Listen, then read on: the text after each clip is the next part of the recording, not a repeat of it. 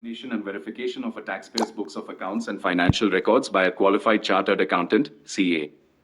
The purpose of this audit is to ensure that the taxpayer's financial statements are accurate and that they have complied with the provisions of the Income Tax Act, 1961.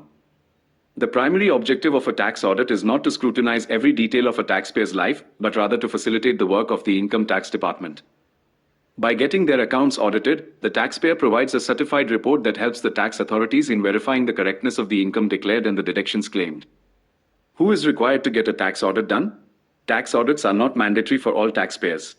They are governed by Section 44AB of the Income Tax Act and are required for certain categories of taxpayers based on their turnover or gross receipts. For businesses, a tax audit is mandatory if the total sales, turnover, or gross receipts of a business exceed 1 crore rupees in a financial year. However, this limit is extended to 10 crore rupees if at least 95% of all business transactions, both receipts and payments, are carried out through digital modes. This is an incentive to promote a cashless economy. For professionals, a tax audit is mandatory if the gross receipts from a profession exceed 50 lakh rupees in a financial year.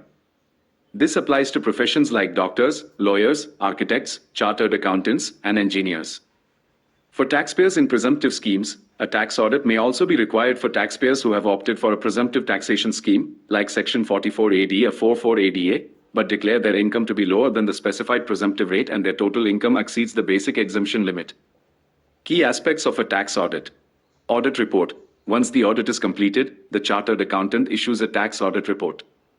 This report is submitted electronically to the Income Tax Department in a prescribed format. Form 3CA, 3CB. This form certifies that the accounts have been audited. Form 3CA is used when the accounts are already audited under another law, like the Companies Act, while Form 3CB is for all other cases. Form 3CD. This is the most crucial part of the report. It is a detailed statement of particulars that provides a comprehensive checklist of various financial and tax-related details, which helps the tax authorities in their assessment. Due date. The due date for filing the tax audit report is typically September 30th of the assessment year.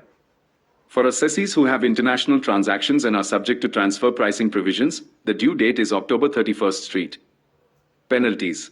Failing to get a tax audit done or not submitting the report by the due date can result in a penalty under Section 271B. The penalty is the lower of 0.5% of the total turnover or gross receipts. 150,000 rupees.